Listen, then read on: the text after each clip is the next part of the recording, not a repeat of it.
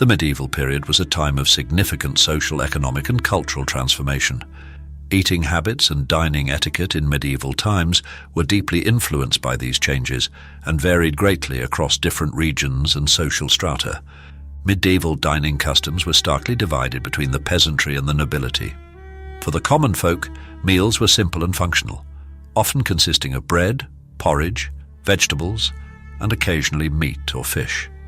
These meals were typically consumed twice a day, a substantial mid-morning meal and a lighter evening meal. In contrast, the nobility enjoyed more elaborate dining experiences, particularly feasts, which were grand social events marked by a variety of dishes, entertainment, and strict adherence to etiquette. Feasts were held to celebrate significant occasions such as religious festivals, weddings, and victories in battle. These events showcased the wealth and status of the host, with dishes that included game, poultry, fish, pies, and sweetmeats, often accompanied by copious amounts of wine and ale. Food preparation techniques in medieval times were influenced by the need to preserve food in the absence of modern refrigeration. Salting, smoking, and pickling were common methods used to extend the shelf life of meat and fish. Spices, which were expensive and considered a luxury, were used not only for flavoring, but also for their preservative qualities. The availability of spices and other ingredients was significantly impacted by trade routes, particularly those connecting Europe to the Middle East and Asia. Religion played a crucial role in shaping medieval eating habits.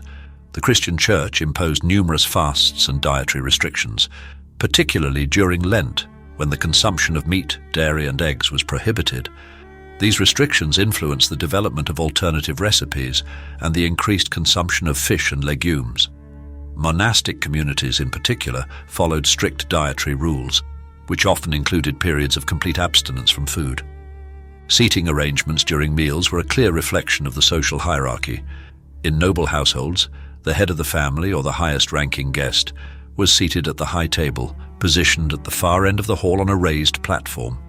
Lesser guests and household members were seated at lower tables, according to their rank. The act of serving food was also a structured ritual. Servants presented dishes to the high table first, often kneeling as a sign of respect. The use of dining utensils in medieval times was limited compared to modern standards. Knives were common, but forks were a rarity and were often viewed with suspicion until their widespread acceptance in the later medieval period.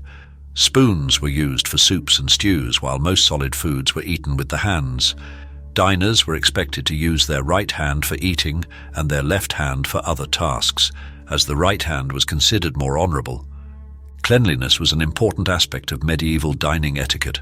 Before and after meals, guests were expected to wash their hands, often using a ewer and basin provided by servants.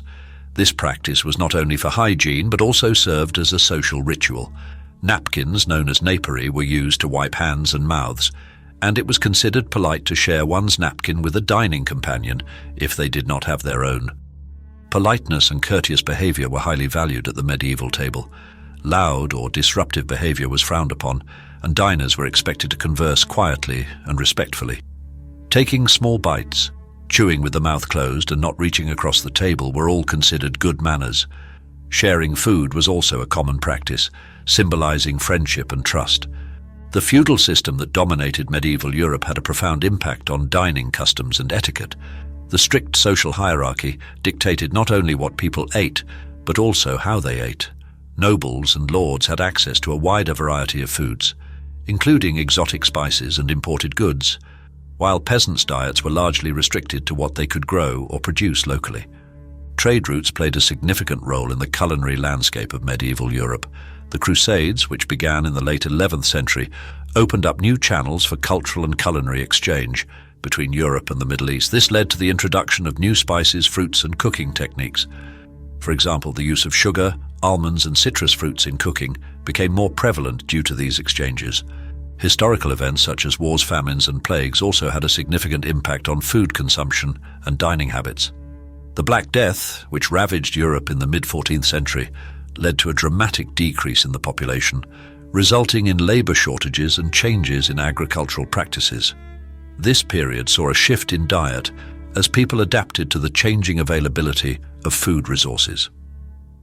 Eating habits and dining etiquette in medieval times were shaped by a complex interplay of social, religious, and economic factors.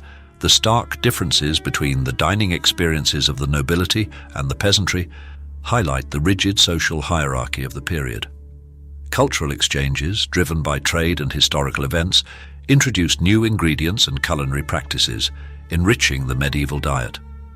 Despite the challenges of the era, the rituals and customs surrounding food and dining provided a sense of structure and community, reflecting the values and norms of medieval society. Understanding these historical eating habits and dining etiquettes not only provides insight into the daily lives of people in the past, but also highlights the enduring influence of medieval customs on modern dining practices. The legacy of medieval feasts, table manners, and social dining rituals continues to be felt, reminding us of the rich cultural heritage that shapes our contemporary food culture.